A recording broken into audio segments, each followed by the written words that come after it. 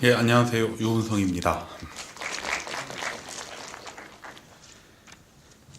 오늘 이야기는 일단 간단하게 지하장터에 대해서 이야기를 나누고 난 다음에 네 가지 정도 주제를 놓고 제가 질문을 하고 선생님께서 대답하는 그런 형식으로 진행을 하려고 합니다. 지하장터를 처음 보시는 분도 있을 것 같아서 아주 간단하게 설명을 좀 드리자면요. 보통 한국에서 중화권 영화라 그러면은 많이 알려진 감독들은 홍콩 쪽의 감독들이잖아요. 그런 액션이나 무협 뭐 그런 감독들이 많이 알려져 있는데 그러다가 중국 본토, 지금은 중국이라 그러면 대부분 중국 본토로 알고 있지만 예전에는 그렇진 않았죠. 중국 본토의 영화들이 한국이나 이런 세계적으로 알려지게 된 계기가 된 거는 소위 5세대라고 불리는 그런 중국 감독들이 나오면서부터예요. 그래서 우리가 익숙하게 이름을 들어본 뭐 첸카이거라든지 뭐 장애모라든지 티엔주앙주앙 같은 그런 감독들이 이제 작품을 쏟아내고 해외 영화제에 나가게 되고 한국에도 수입이 그때 많이 되고 상영도 많이 했습니다. 그러다가 이제 그 다음 세대로 6세대 감독들이 나오게 되었어요. 그래서 그 6세대 감독 같은 경우는 상대적으로 한국에서는 소개가 좀 덜 된 감독, 영화제를 빼고는 덜 된 편인데 지하자그 감독은 그 다음 세대에 속하는 감독입니다. 그런데 그렇다고 해서 지하자크를 7세대나 뭐 이렇게 부르지는 않습니다. 간혹 그 다음 세대가 세대 이름이 없다 보니까 뭐 6세대 포함해서 하는 경우도 있습니다만 본인도 6세대라고 같이 포함되는 걸 싫어하고 세대 구분하는 걸 싫어하고 자기 세대 감독들은 어떤 형식이나 스타일 면에서 다 다르다. 그래서 세대 구분으로 불리기를 싫어하는 것 같더라고요. 그래서 6세대 이후에 그런 감독의 대표적인 감독이라고 생각하시면 될 것 같고요. 1970년에 이 사람 영화 산시정에서 태어난 분이고 중국의 유명한 감독들이 다 영화를 배운 북경 전형학원에서 영화를 배우고 난 다음에 학교에 제가 졸업하기 전에 만든 소무라는 작품 1997년 작품으로 베를린 영화제에서 수상을 하면서 일약 스타가 돼요. 그래서 그 초기에 만들었던 소무나 플랫폼 그리고 임소요 같은 작품들이 이 사람 영화의 어떤 지금까지 이어지고 있는 그런 스타일을 많이 지금 초기에 거의 확립됐다고 할 수 있는데 예를 들어서 뭐 비전 배우들이 출연한다든지 아니면 중국의 노동자라든지 하층민들이 주로 인물로 나오고 그리고 이야기 같은 게 보통 우리가 아는 그런 드라마 형식이 아니라 그런 사건 위주가 아니라 인물 위주의 영화 구성이라든지 이런 것들이 이제 지금까지도 이어지고 있는 거고요. 그 다음에 2000년 이후에는 이제 특정 장소나 인물을 가지고 다큐의 형식을 결합한 그런 작품들을 몇 편 만들었습니다. 뭐 24시티라든지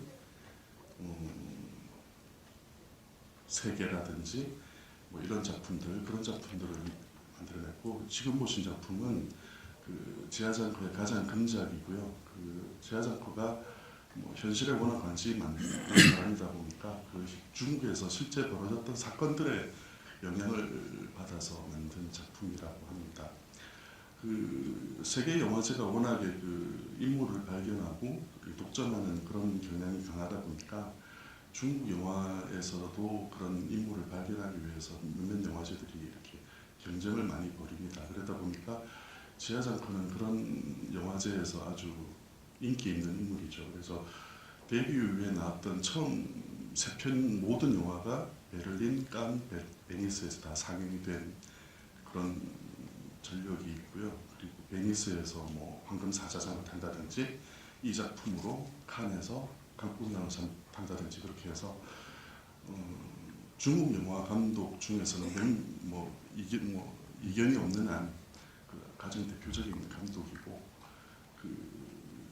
실질적인 면에 있어서도 왕빙 감독이나 이런 감독과 함께 현재 가장 중요한 감독이라고 불러도 손색이 없을 것 같습니다. 선생님은 지하장커를 몇 번 아까 만난 적도 있고 그래서 간단하게 그거와 만났던 이야기라든지 그에 대한 평가를 짧게 좀 부탁드려도 될까요?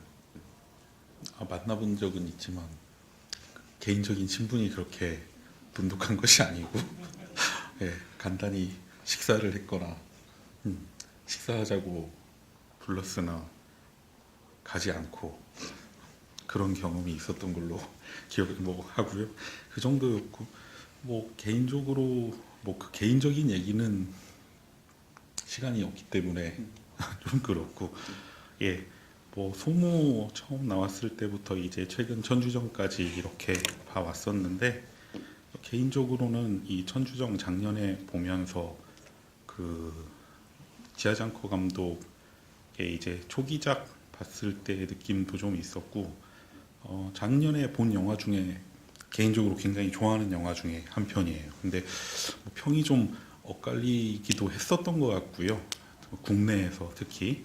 그런데 이제 이 영화가 그 전에 지하장커 감독의 다른 영화들하고 약간 좀 다른 것도 있었고, 혹은 그 전에 지하장커 영화에서 볼 수 없는 과잉이나 폭력 같은 게 좀 두드러졌다는 얘기들도 있었는데, 이제 표면적으로 그렇게 보이는 거하고는 달리 왜 지하장커가 이렇게 할 수밖에 없었는가에 대해서 자꾸 생각하게 됐던 영화인 것 같아요. 그래서 감독의 인터뷰라든지 쓴 글 같은 것들을 좀 읽어보기도 했습니다만, 어떻게 보면 영화 자체가 거듭 보면 볼수록 이야기해 주는 게 훨씬 많아서 오늘 보신 다음에 또 처음 보신 분들이라면 나중에도 좀 계속 보시면 좋겠고, 일단 짧게.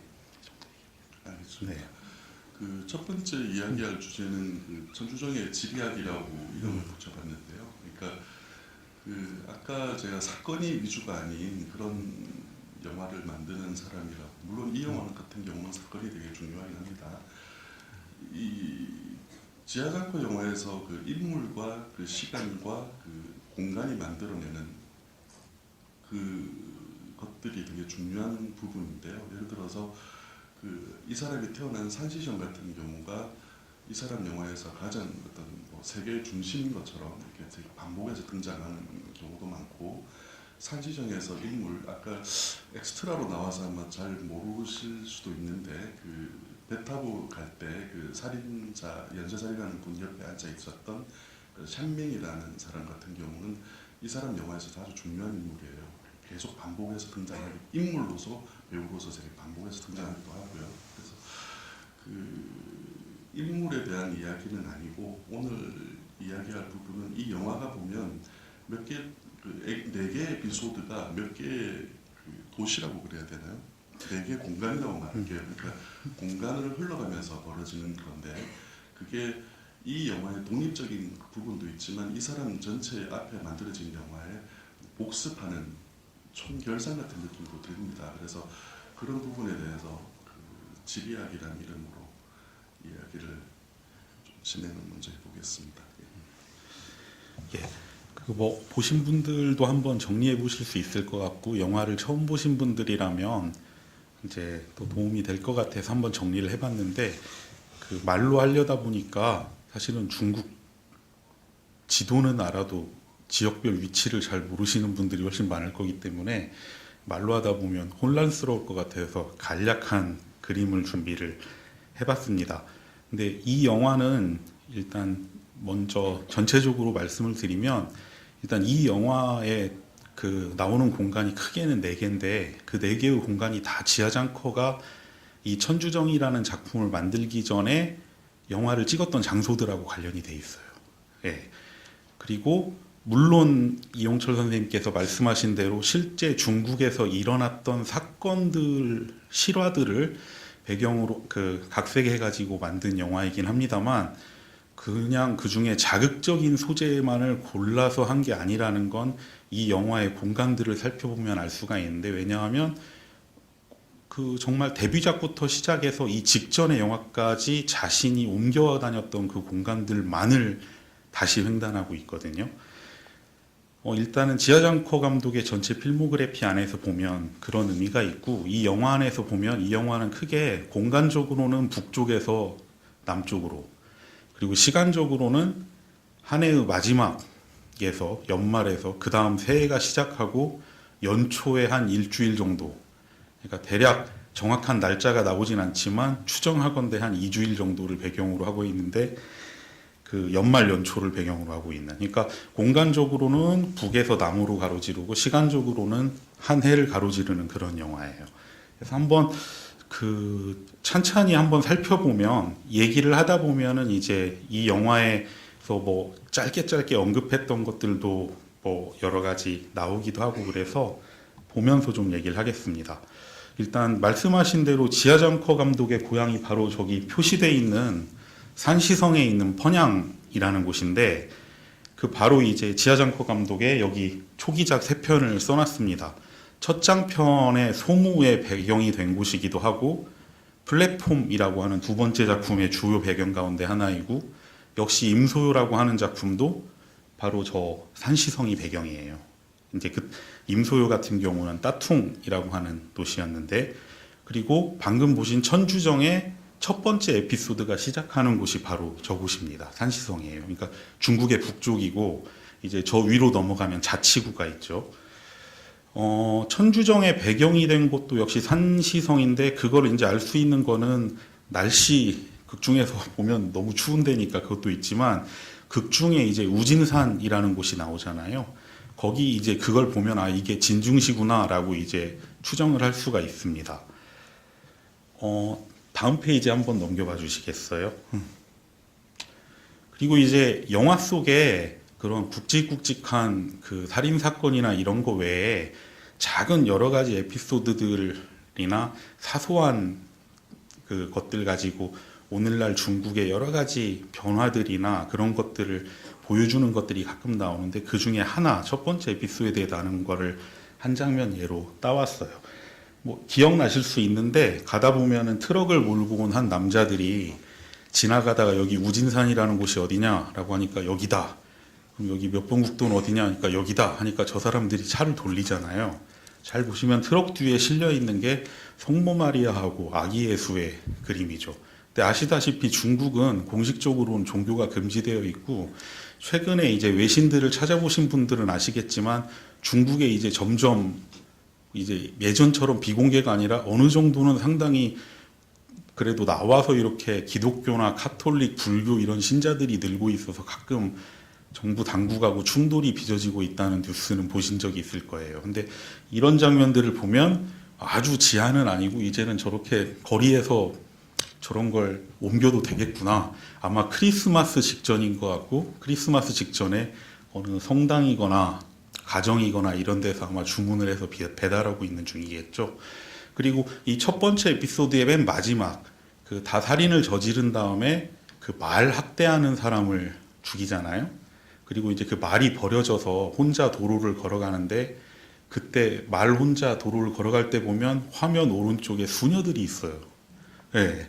그러니까 그런 게 있고, 또 에피소드 맨 마지막에 가면 그 두 젊은이들이 찾아가서 이렇게 기원하고 하는 데가 불상 만드는데, 그래서 이렇게 중국 내 이런 것들을 보면 이게 종교라고 하는 게 물론 공식적으로는 아니지만 어느 정도는 이렇게 사람들 사이에서 퍼져나가고 있구나, 이런 것들을 보여주는 쇼트라고 할 수 있는데, 한 예로 들었습니다만 이 영화 속에는 이렇게 짤막짤막하게 스쳐 지나가지만 지금 중국에서 일어나고 있는 일, 변화 같은 것들을 보여주는 것들이 굉장히 많습니다. 그래서 다시 영화를 보신다면 그런 것들을 좀 꼼꼼히 한번 보실 수도 있을 것 같고요.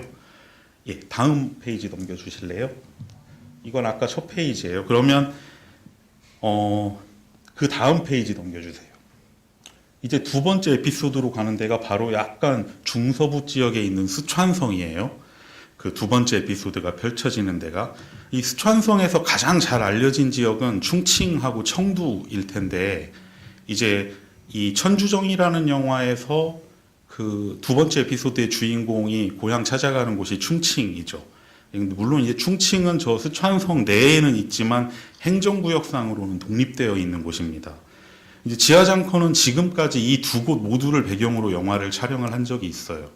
특히 이제 이 밑에 적어놓은 스틸라이프하고 도움 같은 경우가 바로 저 충칭 지역에서 그 특히 펑제현이라고 하는 데서 촬영이 된 거죠. 그리고 24시티는 청두가 배경이에요. 그래서 이 스촨성이 이제 지금 밑에 적어놓은 요 세 편의 또 지하장커 영화들, 앞에 적어놨던 영화 이후에 만들어졌던 영화들이죠. 다음 페이지 한번, 이건 아까 이용철 선생님께서 말씀하신 부분이에요. 이렇게 저 고향에 돌아가는 길인데 이 옆에 보면은 스틸라이프의 주인공이죠. 한산밍이고 여기서도 동일한 한산밍이라는 이름으로 나오고 실제 지하장커 감독의 사촌이에요.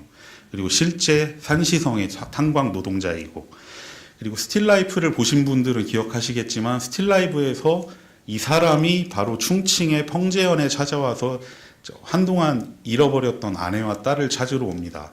근데 이제 아내와 딸을 다시 데려가기 위해서 돈 벌기 위해서 산시성으로 가는데, 이 영화 처음 시작할 때 보면 이 왼쪽에 있는 사람이 바로 산시성 탄광 노동자 중에 한 명이죠. 그리고 그 첫 번째 에피소드의 대화 중에서 12월 23일 날 아내를 만나러 갈 거라고 얘기를 해요. 그리고 첫 번째 에피소드의 주인공이 사람들 죽이면서 장총 들고 걸어갈 때 지금 어디 뭐 하나 하니까 지금 펑제에 가려고 기다리고 있는 거라고 얘기를 하죠. 그러니까 이 인물은 정확히 여기에서 스틸라이프의 한산밍으로 등장하고 있는 거예요. 그러니까 이 어떤 면에서 이 천주정이라는 영화는 한편으로는 지하장커가 전에 만들었던 그 스틸라이프라는 영화하고 세계를 공유하고 있어요. 정말로. 다음 페이지 넘겨주시겠습니까? 그리고 이제 이 충칭에서 이제 일이 벌어지고 그 다음 페이지 넘겨주시겠어요? 그 세 번째 에피소드가 이제 벌어지는 곳이 후베이성인데, 후베이성에서 지하장커가 촬영을 한 적은 없어요. 촬영을 한 적은 없는데 역시 스틸라이프하고 관련이 돼 있습니다. 왜냐하면 그 스틸라이프에서 아까 나온 그 한산밍이 펑제에 가서 자기 아내하고 딸을 찾았을 때 거기 없어요.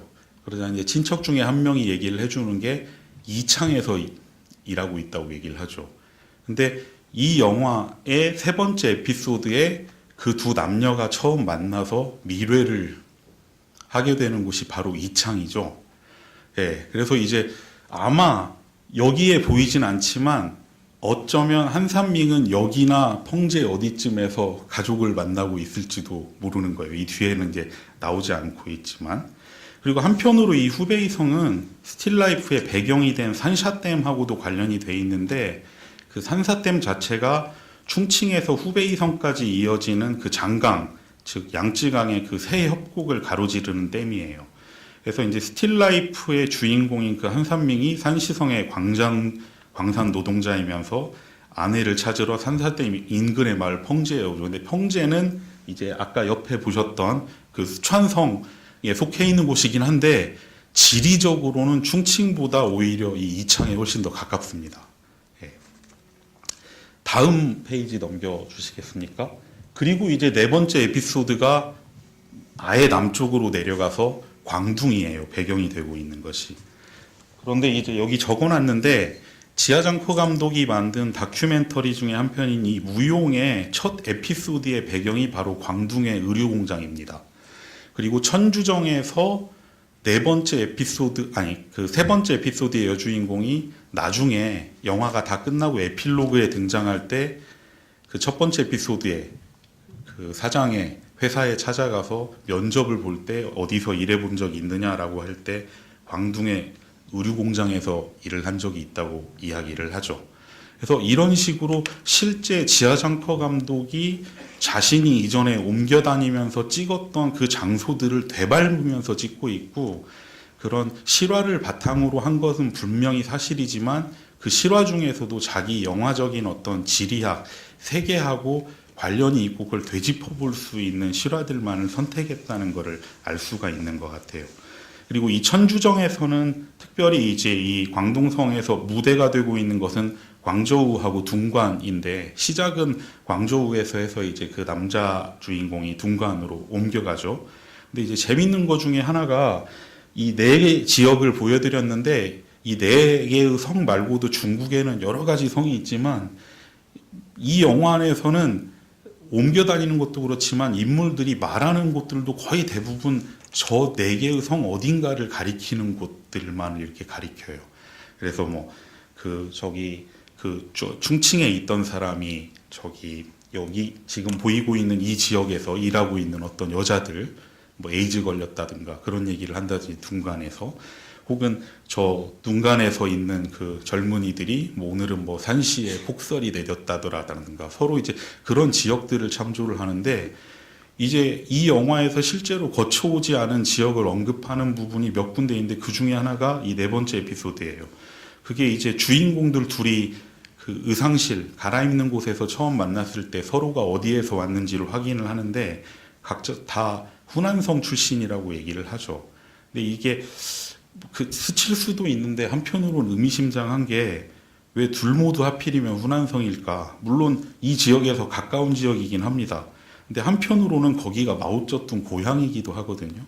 그러니까 이 영화에서 보면은 사실은 아주 무작위적으로 쓰인 게 아니라 지하장커 감독이 이 영화 같은 경우에는 각본을 쓰면서 약간은 조작적으로 느껴질 정도로까지 여러 가지 요소들을 꼼꼼히 배치했다는 생각이 들 정도예요. 그래서 이제 마지막 에피소드를 보시면 다시 다음 페이지 넘겨주실래요? 예. 그 세 번째 에피소드의 주인공이 아마 뭐 감옥에 있다 나왔거나 그런 다음에 산시성 첫 번째 에피소드의 배경이 됐던 곳으로 돌아가죠. 다음 페이지 넘겨주시겠습니까? 그래서 총 이렇게 4개의 지역을 옮겨 다니고 저기 위쪽에 빨간 점이 베이징, 그 중간쪽에 빨간 점이 그 상하이인데 저 두 곳에 대해서는 또 각각 따로 찍은 영화들이 있죠. 세계라는 작품하고 상해전기라는 작품하고. 그래서 가만히 보시면 지하장커가 옮겨 다니는 영화의 무대로 쓰고 있는 곳이 지리적으로 되게 명확하게 보여요. 약간 이건 무리하다라고 생각할 수도 있지만 한편으로는 한가운데 저 후베이성을 빼면 맨 위쪽에 파란색은 과 이쪽에 파란색 맨 아래쪽을 보면 약 기원전이 아니라 서기 3세기에 여러분들 잘 아시는 삼국지의 무대가 됐던 위초고 삼국이 분할했던 지역과 동일합니다.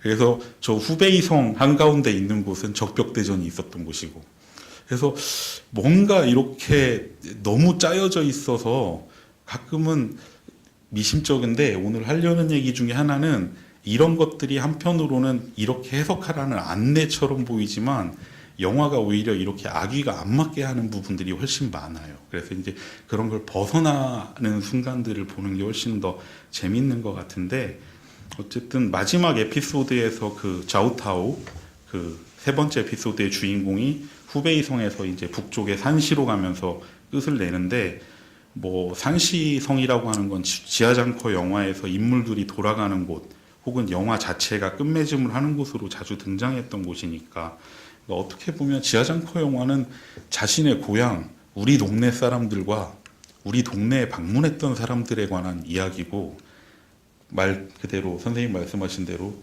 세계의 중심이라고 할 수도 없고 어떻게 보면 중국에서도 굉장히 변방에 속하는 도시 하나를 영화적으로 굉장히 중요하게 각인시킨 감독 중에 하나인 것 같아요.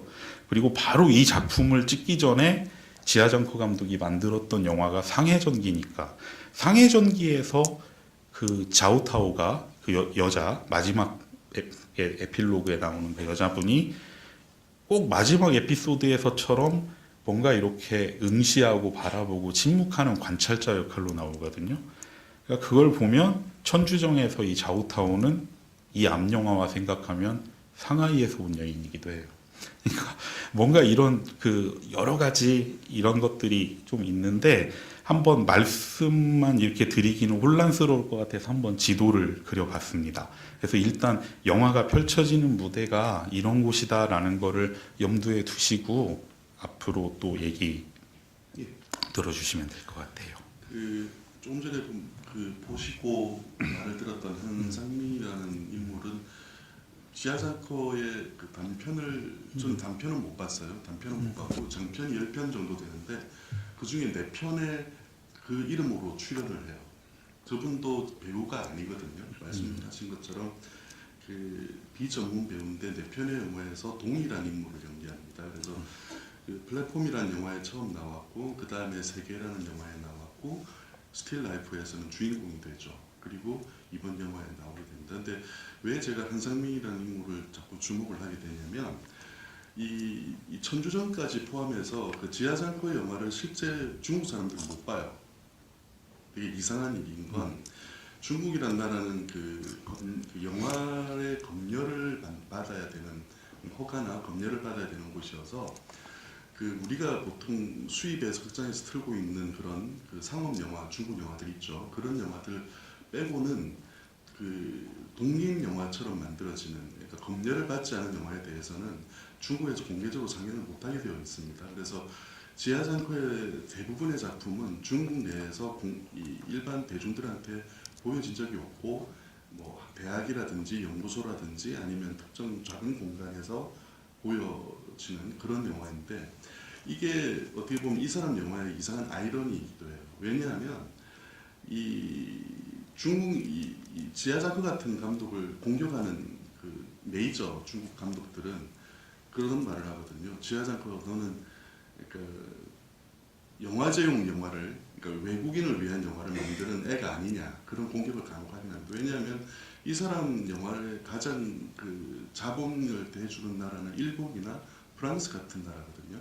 영화 시작할 때 보시면 다른 중국 영화와 달리 뭐 엔카투 프랑스 회사라든지 반다이라든지 뭐 그런 회사, 일본 회사 이런 게 뜨잖아요. 그래서 외국의 그런 자본을 받아서 영화를 만들 수밖에 없고 실제 중국인들이 보지 못하는 그런 영화를 만들고 있죠. 그럼에도 불구하고 지하장커는 자기 영화는 중국인의 영화다. 자기는 가장 사랑하는 것은 중국의 민중이다라는 말을 하고 있습니다. 그게 아이러니인 거죠. 자기는 그런 사람들을 위해서 그런 사람들의 영화를 찍는데 실제 중국의 민중들은 못 보는 거죠. 가장 대표적인 사람이 한상민입니다. 한상민은 제가 아까 말씀하신 것처럼 그 사람의 사촌인데, 그 지하장커는 그 아까 말한 6세대 이전 감독들이 도시 출신의 감독들이거든요. 근데 이 사람은 거의 드물게 시골 깡촌 출신의 사람인데, 이 사람이 그 한상민 같은 사람들을 보면 되게 좀 상대적으로 자기가 되게 슬픔을 느낀다는 거죠. 자기는 예술을 한답시고 북경에 와서 영화를 찍고 있는데, 공부를 하고 찍고 있는데, 한상민 같은 사람은 이 광부들을 다룰 때 이 사람 영화에 가장 많이 쓰는 표현은 죽음 같은 겁니다. 예를 들어서 올해 몇 명 죽었냐, 뭐 평균 열 몇 명 죽는다, 뭐 그런 말을 많이 쓰거든요. 그러니까 죽음을 무릅쓰고 일을 해야 되고 떠돌아다니는 그런 민중들이 볼 때 자기 슬픔을 가장 많이 느낀다고 합니다. 그래서 그런 사람의 대표적인 사람이 이 사람 영화에서는 한상민 같은 사람이 되는 건데요.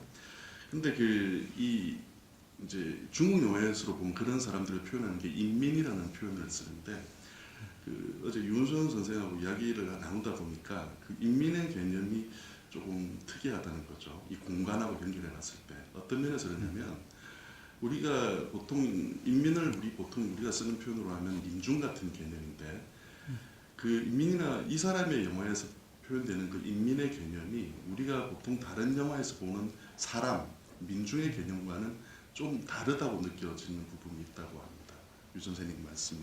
그래서 좀 특이한 부분인데 한번 들어보실까요? 네, 그렇게 특이한 건 아니었고요.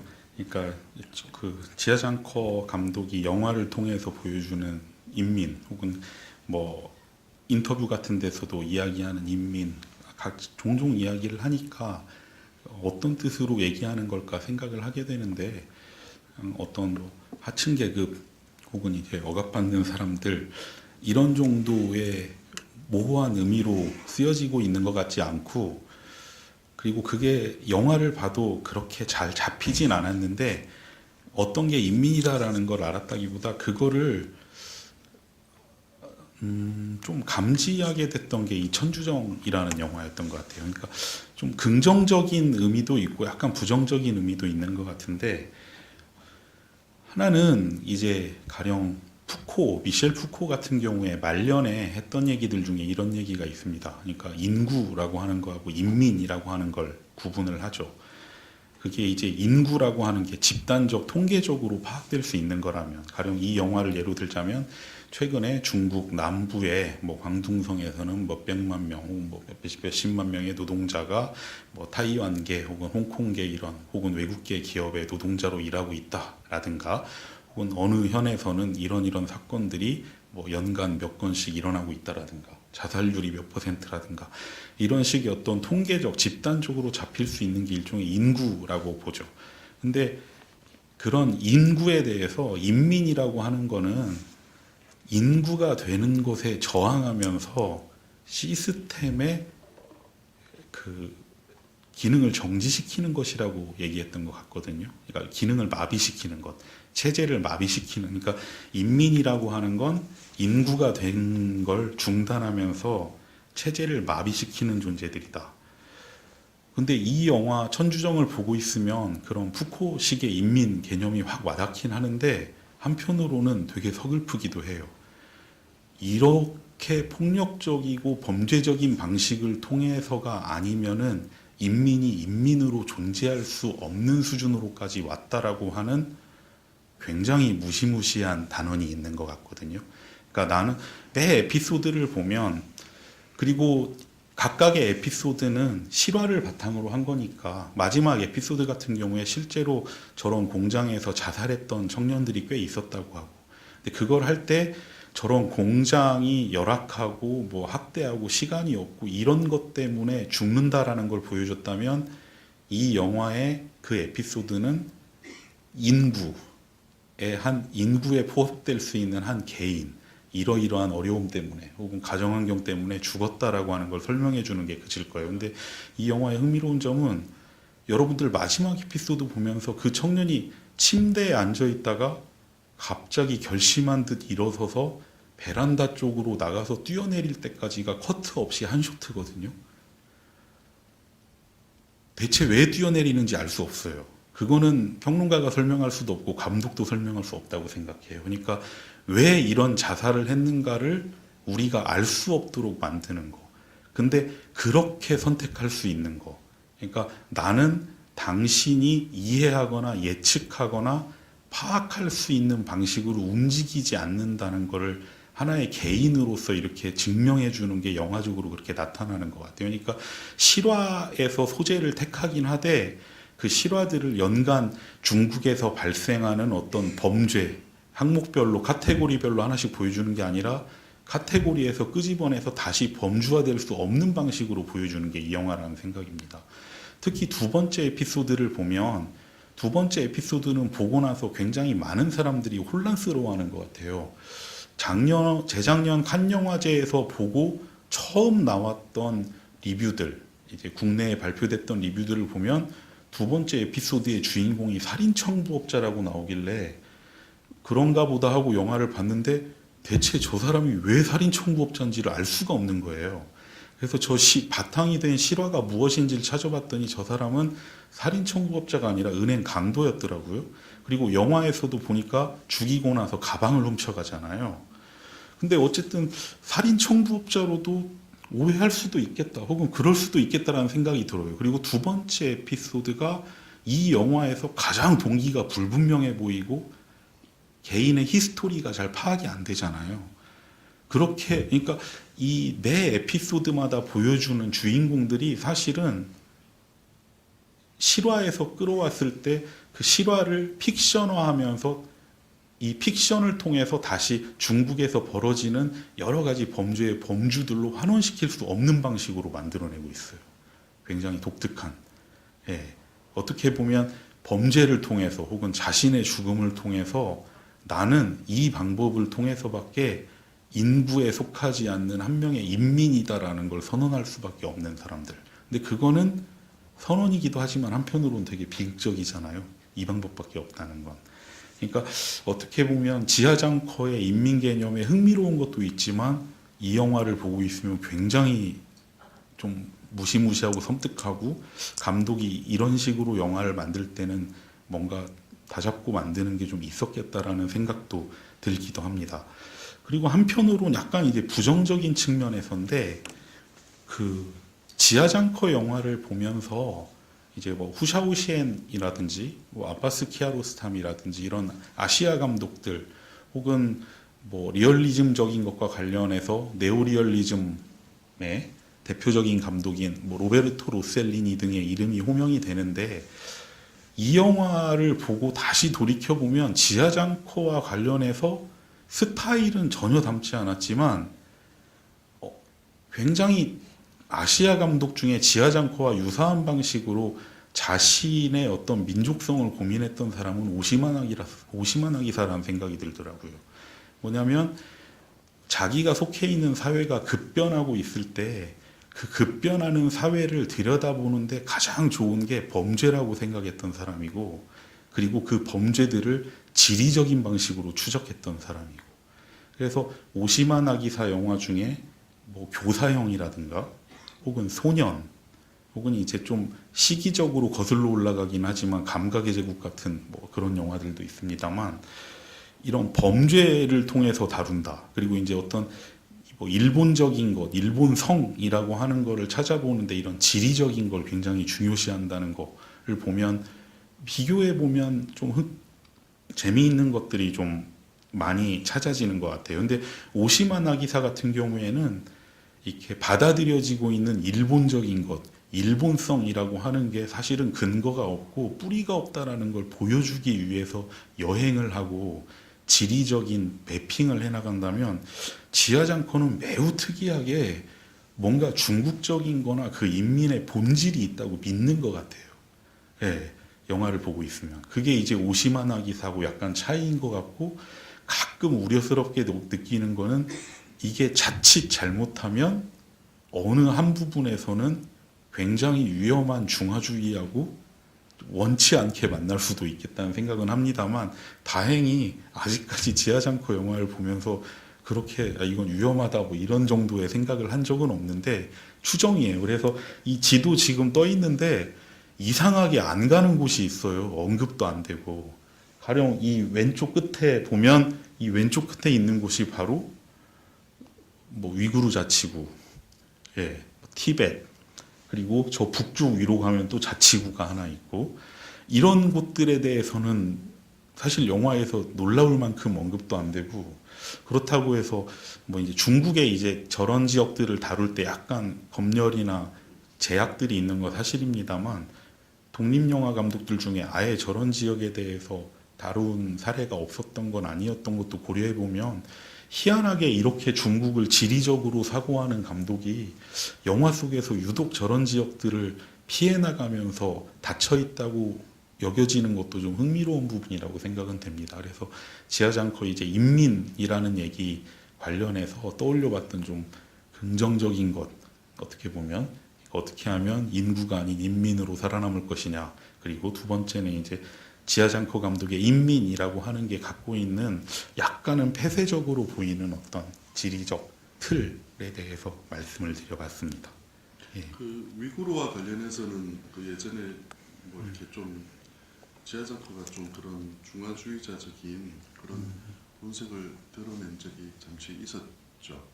예, 그래서 사실 근데 이 지하장커가 가장 좋아하는 영화가 그 비토리오 데시카 아까 말씀하신 그 네오리얼리즘 작가인 데시카의 그 자전거 도둑을 가장 좋아한다고 합니다. 근데 자전거 도둑은 뭐 우리나라에서도 워낙 사랑받는 영화고 그 시간과 공간을 이렇게 상관없이 어떤 보통 보통 사람들의 어떤 표본처럼 느껴지는 그런 영화인가 이 사람 영화에서는 좀 그런 게 덜 느껴지는 부분은 분명히 있는 거죠. 그렇죠? 그래서 그런 부분은 한번 혐의라고 하기 좀 그렇고 한번 좀 다음에 이사명 작품을 한번 더 보시게 되면 한번 그런 관점에서 한번 영화를 보셔도 좋을 것 같습니다. 다음으로 이야기할 부분은 좀 의외 부분 이야기인데요. 이 영화에 보시면 아까 그런 종교적인 그런 뭐 수녀가 보인다든지 그런 성모상이 보인다든지 그런 것도 있지만 아마 가장 보시다가 문득문득 등장하는 동물들을 보면서 너무 많이 나오니까 얘가, 그리고 동물에 대해서 너무 이야기를 많이 해요. 그러니까 이 영화에 보면 사람들이 이 사적인 이야기를 별로 안 나누죠. 뭐 사랑한다든지 이런 이야기를 안 하는 대신에 이상한 동물에 대한 이야기를 많이 하는 거죠. 뭐 동물들도 자살 안 하고 이런, 보통 그런 이야기 잘 안 하잖아요. 그래서 왜 그렇게 동물들이 많이 보여지나? 그리고 왜 그렇게 동물들에 대한 이야기를 많이 하나? 저도 어제 한번 이렇게 보니까 뭐 동물의 가지수도 한 7, 8가지가 나오고 동물에 대한 이야기도 한 4, 5가지를 계속 하더라고요. 그래서 동물에 관한 영화. 그래서 네. 우화도 아니고, 그래서 한번 그 동물에 대한 이야기를 한번 해보겠습니다. 아마 대부분 영화 보시면서 영화 보는 도중에 한 번은 생각하실 거예요. 혹시 이 영화가 숨은 그림 찾기 아닌가 하고 12지신이 다 나오나? 네. 왜냐면 이제 호랑이 왜 첫 번째 에피소드에서 남자 주인공이 장총에 감아가는 천을 보면 호랑이가 있죠. 그리고 그 길에서 학대당하는 말이 있고, 그리고 이제 그 뱀소녀, 그리고 이제 세 번째 에피소드에서 살인 저지른 다음에 도로를 걷다 보면 원숭이 어깨에 얹어 있는 남자, 그리고 도로를 걸어 다니는 소. 이 12지신 중에 5개가 나왔으니까 이쯤 되면 7개만 더 나오면 되지 않을까 하고 이제 눈에 불을 켜고 찾게 되는데 절대 안 나옵니다. 네, 절대 안 나오는데, 그러니까 뭐냐면 아까 말씀드렸지만 이 영화가 뭔가 이렇게 맞는 것, 이렇게 사람들한테 이렇게 그려봐야지 매핑의 욕구를 자극하는 단서들을 던져주지만 절대 그게 범주화가 되진 않아요.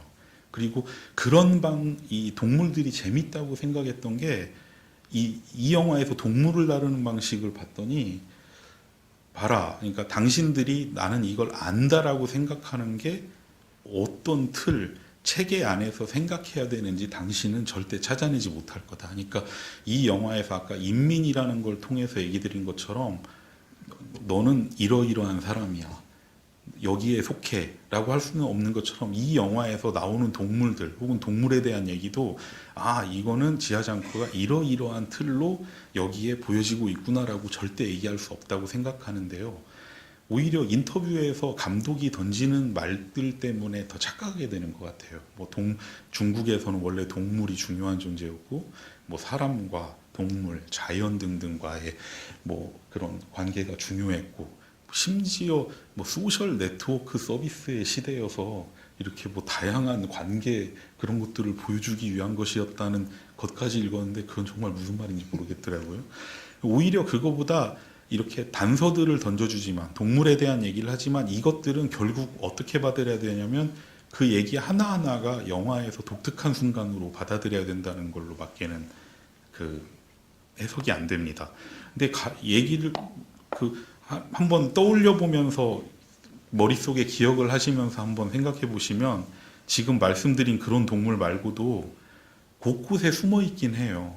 그 첫 번째 에피소드에서 따하이가 주인공이 촌장 죽일 때 절에서 나오는 절 문에 새겨져 있는 장식이 용 장식이죠.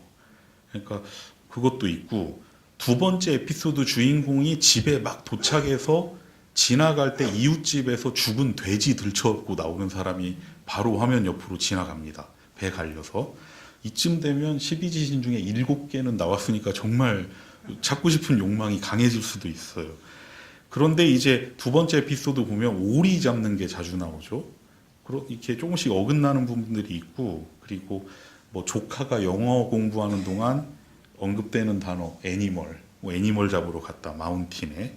그리고 세 번째 에피소드에서 그 마사지샵 종업원들이 휴게실 같은 데서 누워있을 때 상영되고 있는 비디오나 아마 텔레비전인 것 같은데 영화가 청사죠.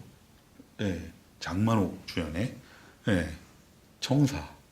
90년대 인기가 있었던 홍콩 영화. 그 뱀에 관한 푸른 뱀이죠. 그 에피소드 자체가 뱀과 관련돼 있으니까. 그리고 자오타오가 보고 있는 TV 다큐멘터리의 내용은 동물도 자살할 수 있는가. 네 번째 에피소드에서 주인공들 닉네임은 작은 새, 뭐 물 찾는 고기 등등 해서 지금 말씀드린 거 말고도 계속 나와요. 근데 이런 것들을 결국 포괄하는 동물의 분류학은 없어요. 예, 결국 없어요, 사실은. 우리가 하는 거는 오히려 이 중에 중요하다라고 한번 연결시켜 볼 수 있다라고 생각하는 건 동물도 자살할 수 있는가. 자, 왜 갑자기 하필 이 자살이라는 말이 나오는가 하는 거에 대해서는 아까 인민이라는 얘기 드린 거와 관련해서 한번 생각해 볼 수 있을 것 같은데 이 영화 관련해서 얘기할 때 대부분 동물에 대한 얘기를 빼놓지 않는 것 같은데 저도 그래서 맘먹고 한번 찾아봤더니 내린 결론은 그래요. 이 영화에서 나오는 동물들에 대해서는 해석을 제공해서는 안 된다는 거였어요. 그러니까 마치 역시 푸코가 언급한 보르헤스의 분류법처럼 뭔가 분류의 욕망을 자극하지만 사실은 절대 범주화되지 않는 그런 방식이에요. 근데 오히려 이 영화에서 동물들을 통해서 보여주는 게 있다면 이 영화가 동물을 보여주는 방식 자체가 이 영화가 사람들을 보여주는 방식, 이 영화가 지리적인 운동을 보여주는 방식. 여러분들한테 일단 잠정적으로 이렇게 매핑을 해놓긴 했습니다만 이 매핑을 통해서 어떤 세계를 파악할 수 있다라고 생각하는 걸 좌절시키는 방식으로 구성되어 있는 것 같아요. 그 점이 오히려 이 영화의 동물들이 보여주는 혹은 동물에 대한 얘기를 통해서 이렇게 생각해 보면서 알게 되는 흥미로운 점이 아니었나 생각합니다. 예, 동물들과 관련해서는 갑자기 말씀을 며칠 전에 하셔서 저도 영화 다시 보면서 조금 생각했던 것보다 더 과장될 정도로 많이 표현되고 나온다고 생각을 했는데 제가 생각했던 부분은 방금 유 선생님 말씀하신 거하고 정반대되는 의견이에요. 그러니까 그냥 뭐 저런 생각도 하고 저런 생각도 하는구나라고 생각하시면 될 것 같아요.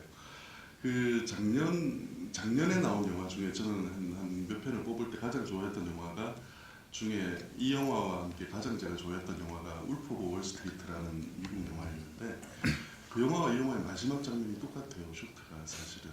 근데 그 두 영화에도 어떻게 보면 그 주제도 되게 비슷하죠. 지하장커 영화에서 반복돼서 분노를 표시하는 부분들이 그 인민들이 도매환장하는 순간에 되게 좀 이 사람은 되게 우려를 많이 하는 거죠. 울프 오브 월스트리트도 마찬가지로 도매환장한 사람들의 비극인 거죠.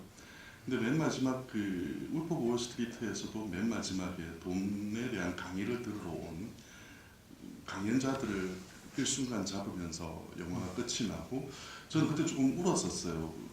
저 자신도 좀 그런 게 울었었는데 그의 말에 작년 연말에 재작년이구나. 재작년 연말에 이 영화에서 똑같은 쇼트가 마지막에 보여지는 걸 보고 좀 놀란 적이 있는데 지하장커는 아까 제가 장르 영화 같은 거를 만든 적이 없었어요. 이 영화 전에는. 그래서 지하장커도 누누이 말하거니와 어떤 교훈이나 어떤 그런 거를 말하기 위해서 영화를 만든 적이 없다고 그래요. 그래서 뭐 어떻게 살아야 한다, 뭐 이렇게 해야 된다라고 당위성에 대해서 말한 적은 한 번도 없었던 사람인데 저는 이 영화에 와서는 조금 달라졌다고 생각해요. 이 영화만큼은 조금 다른 게 저는 좀 읽히는 것 같아요. 이 영화는 두 번의 경극이 나오는데 처음에 나오는 경극은 수호전입니다.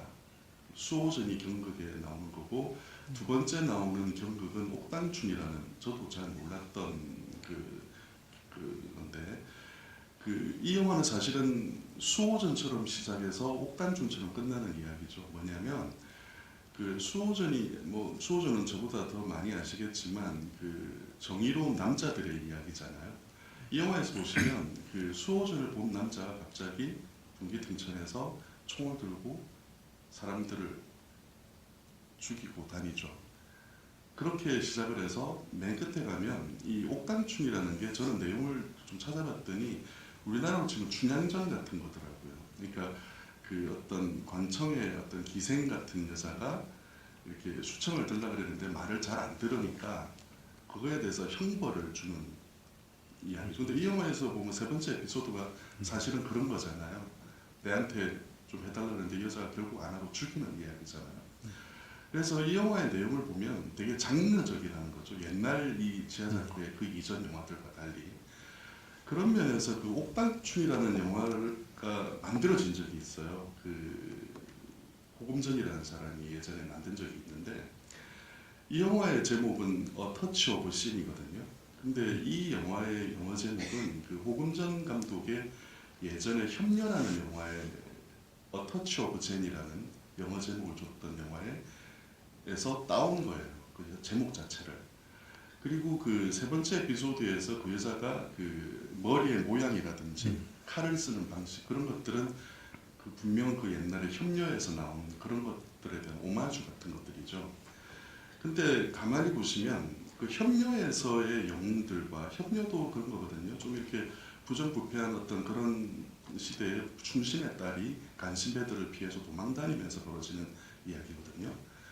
이 영화를 잘 보시면 협녀의 제목은 A Touch of Jane입니다. 제는 우리나라로 말로 하는 선이거든요.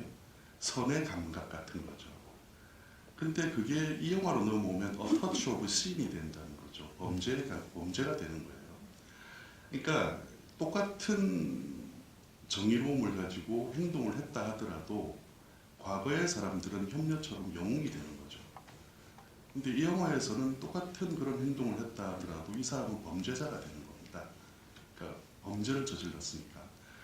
그래서 이 영화에 보면 뭐 짐승만도 못한 놈이라든지 어떤 짐승과 인간에 대한 대비를 많이 보여주잖아요. 그래서 그 천주정이라는 제목처럼 어떤 하늘에서 어떤 운명을 줬을 때 그 운명대로 살아야 되느냐의 문제 아니면 선택에 대한 문제가 들어왔을 때 어떤 선택을 하느냐에 따라서 어떤 사람은 인간처럼 살 수도 있는 거고 어떤 사람은 진짜 짐승만도 못한 사람처럼 살 수도 있는 거라는 거죠. 그래서 그 가장 좋은 예가 그 맨 처음에 말을 때리는 마부를 봤을 때 마부가 인간이냐 마부가 짐승이냐 말이 짐승이냐고 했을 때 제 눈에는 그 마부가 더 짐승처럼 보인다는 거죠. 그래서 이 천주정만큼은 저는 좀 그런 교훈적인 레파토리로 영화를 읽어도 괜찮지 않겠나 싶고 이 영화에서 굳이 그렇게 동물들을 다루는 게 어떤 사람의 태도 이런 거와 연결해서 좀 읽어도 되지 않겠나 싶고 또 저와 정반대로 유 선생님처럼 읽어도 뭐 상관은 없는 거죠. 그런 사람마다 다르니까.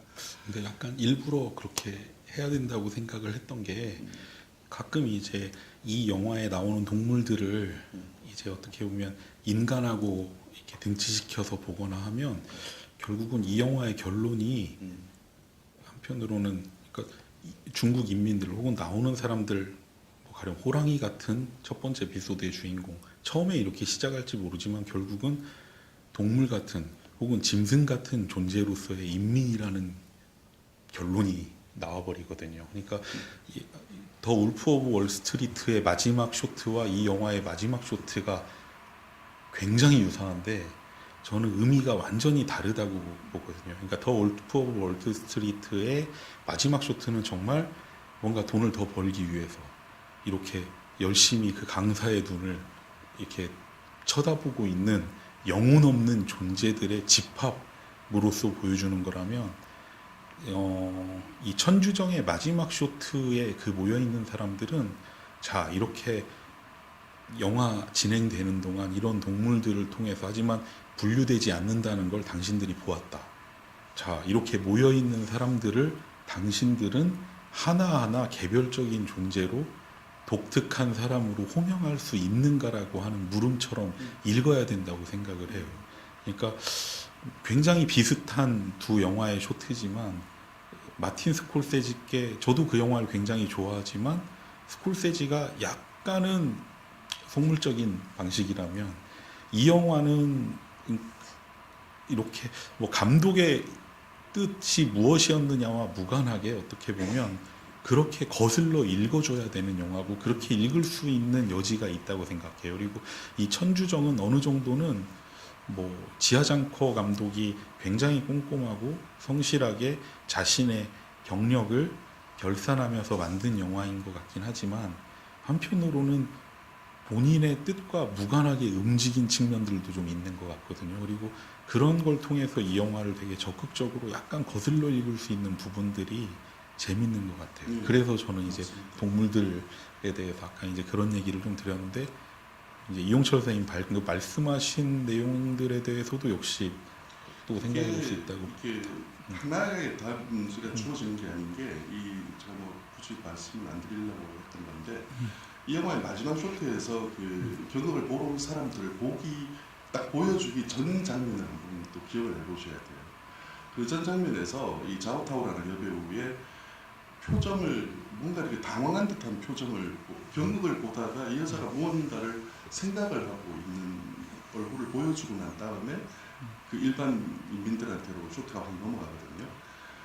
근데 이 여자 입장에서는 그냥 이제 형을 면제받은 것처럼 해서 이쪽 시골로 올라와서 좀 있으면 이 대기업에 근무를 할지도 모르고 안 할지도 모르는, 근데 그건 어떻게 보면 불안한 상황이라기보다는 좀 희망과 관련된 그런 상황인데 이 여자는 갑자기 경극을 보다가 되게 좀 의욕에 찬 표정을 짓는단 말이에요. 그거는 경극에서 하는 대사와 상관이 좀 있는 것 같아요. 이 보면 어떤 모 선생님은 그 경극의 내용을 보시고 그런 탄광놀이 때문에 힘들어하는 중국의 인민들을 불쌍해하는 걸로 그 경극을 이해하셨던데, 그 경극의 마지막 계속 강조돼서 하는 거는 너도 죄가 있지 않느냐라는 대사잖아요. 그러니까 이 여자 입장에서는 그런 거죠. 우리의 현실을 만든 거는 저런 탄광놀이거나 이런 고위층일 수도 있지만 또 한편으로 우리 자신도 그렇게 떳떳하지 않을 수도 있다는 거죠.